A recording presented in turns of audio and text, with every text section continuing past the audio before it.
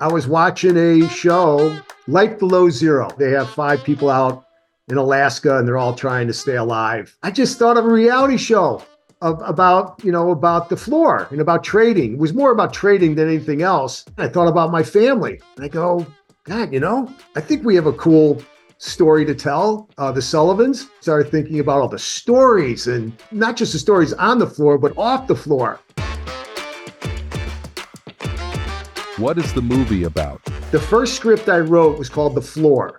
Okay, and The Floor was written as a TV series. Well, actually, it was written as a movie, but then Michael and I, let's we can have a movie. We can also take that same script and put it into a TV series and just have the pilot and the first episode. My vision, my goal, or whatever you want to call it, was always to have a TV series. Always, because you just cannot put what I experience in a 90-minute movie. It's impossible. It's almost impossible to do in a 10-year TV series either. I've got great advice from a woman that another producer, and she recommended to me, make a movie. And then if the movie is a good, very good, outstanding featured film, then you go to the streamers and you try to sell the TV series. So it was tough, had to give up that part because I just worked so hard. And I decided, okay, I'm going to write a movie now called The Opening Bell, because remember, the first one was The Floor.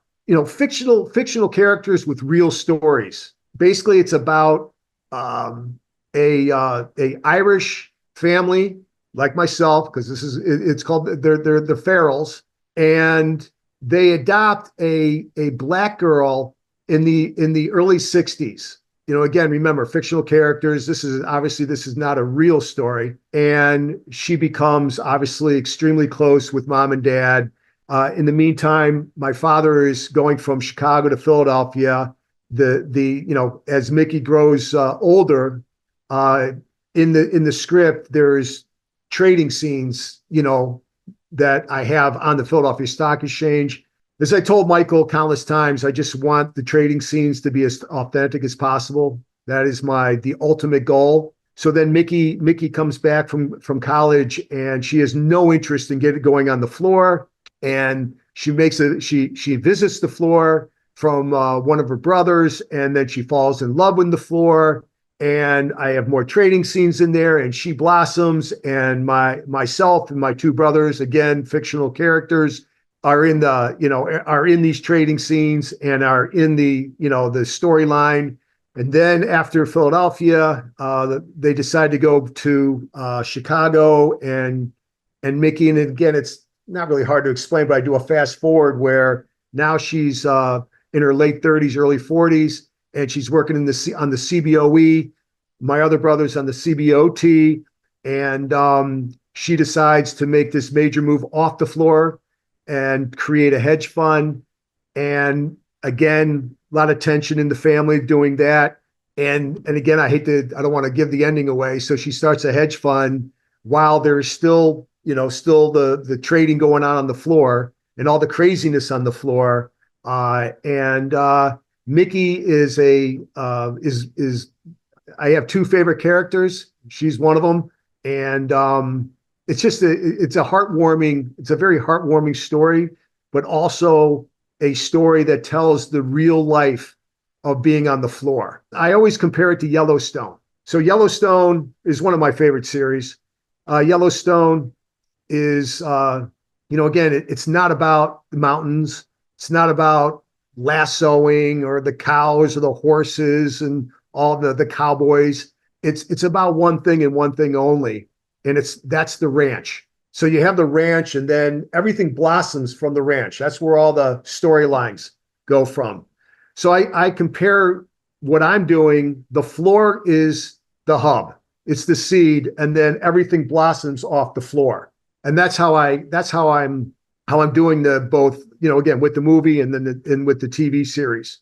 So basically what I'm saying is the main character in Yellowstone is the ranch. The main character in both the movie and TV series is the floor. And then I just add the story to that, the storylines, I should say, to that. Where are you in the process of making the movie? Right now, we are in pre-development. So we have a production company, Yale Entertainment, and that's where Michael is the producer. And we have a director attached to the movie, Michael Day. And as of today, we are raising capital for the movie. So right now, everything's in place. We're just raising the capital right now. So right now, yes, we're considered in development on the opening bell. People don't realize the process to get there, but in the end, he has his scripts set that he's massaged over time. He has a preliminary budget done.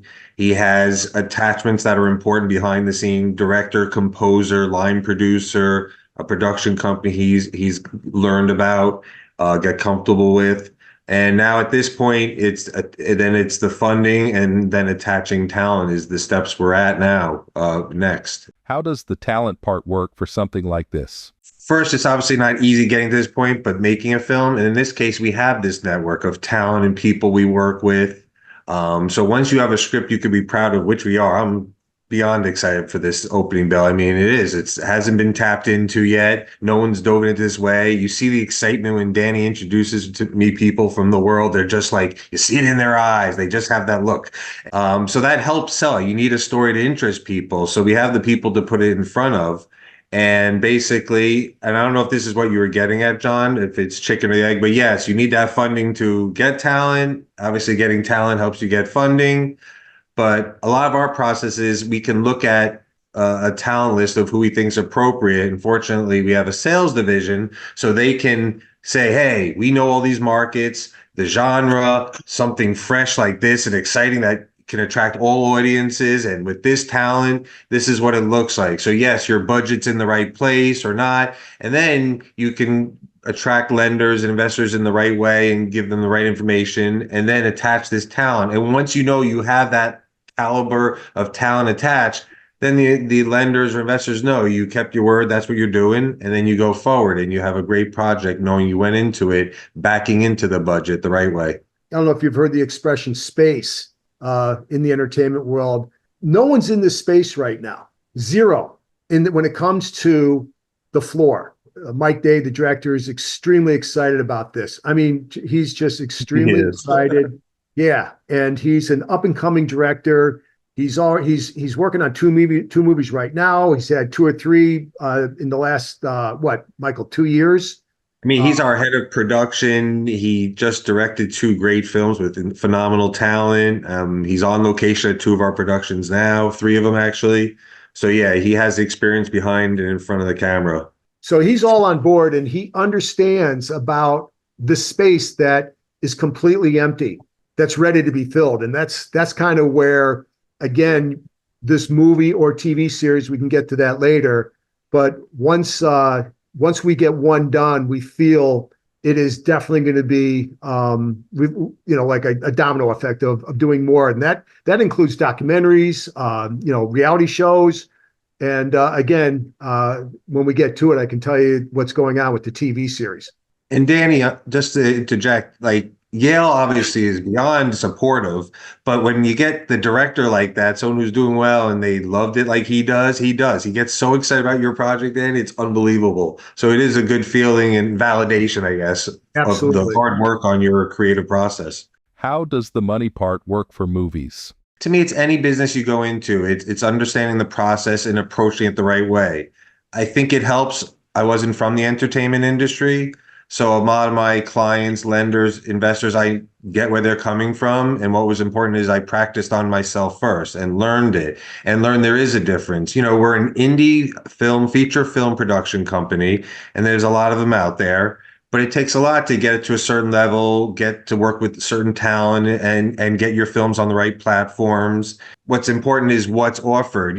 We care about our people being made whole because we want to keep working with them over and over. And you look at our film credits, you see the same names, and that's what's important. A lot of films will just want to get it done. I get their excitement, but I need to look at myself in the morning, and so do we, and I want people to have a good experience. That being said, Yale goes beyond often than a lot of indie companies as far as, a lot of companies use senior debt of some type. They can use equity. They can use tax credit loans. Every state, country offers different programs of where you can get money back to help your film. So it's a combination of that that'll work. With Danny's case on the opening bell, it's exciting because, if we raise about 5 for his film, that can be against worldwide sales. And then on addition, in this case, we can get a good film tax credit and loan against that as well. So that's collateralized for someone. So it's things that have collateral ways so you feel more comfortable. It's all about mitigating risk. Having the teams behind that know how to do it right from the get-go and be efficient. Having a director like Mike Day who knows the business side in the front. So now, again, it's all about, to me, mitigating and being cost efficient and getting these returns. And our deals also have set terms so people have an idea of the timing. It's not like whenever. I enjoy that we get our clients their money back, their 10, 15, 20%, whatever the premium was on that specific deal. But outside of that, yes, if someone makes a Fast and Furious movie, yes, they know they're going to make tons of back end and it's a no-brainer. And in this case, what I love about Danny's is such a fresh topic and people can relate throughout the world. To me, then it's nice. Not only someone getting their premium, but it'd be great. There's a good chance for upside. And if I'm being hypothetical, say, John, you give Danny $5 million. Well, to me, on the net profits, you'll be getting somewhere between 40 and 50% of those assigned to you because obviously you finance the film, and that's how that would play out. So what happens is once the distributor's made whole, they get these overages or additional funds, it would filter back and you would get 40 to 50% of that pie. And the other 50% most likely will go to the actors want, the director, the writer, and that's how that kind of filters out. If I gave $5 million, what would happen next? Say you said, I'm going to do 5 million based on having this, the opening bell with this talent. We will still do our sales analysis, get those estimates. It has to be an educated decision, of course. And you have to know that it's, makes sense that we've done everything possible to get the maximum. And you'll see that first before any spending goes forward. But at that point, you have a full detailed budget. You have all the players in place. You know those numbers. And then you say, yes, we'll proceed. Once you do, those funds initially, for instance, could be used to escrow the talent. A lot of talent want that money escrowed before you even start production. So that's why it's a delicate line. You need the funds to secure the talent, and you need the talent to secure the funds. But again, we'll stop. If it doesn't make sense, we don't have to go forward. You can put it all together and say, wait, the sales don't make sense. The way the market's going, we won't do this. But the point of go time and you're financing it, we know where everything's at. It's a smart decision of how you're proceeding.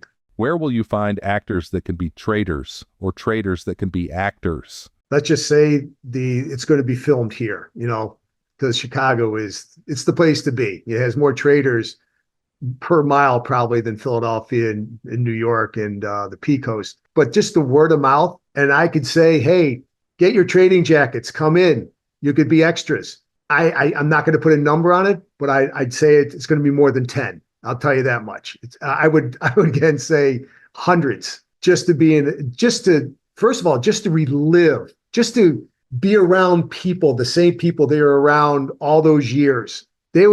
I could see people coming from San Francisco where the P Coast was to New York, the New York where the American was, and coming to Chicago just to be a part of it. So the only problem with that is they're all in their 50s, 60s, and 70s.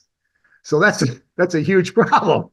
Okay, so now we do the little it's like you're cooking. You put a dash of that in, a dash of that. How can people learn more about the movie? Mogator, Mogator, Mogator Media Capital.com.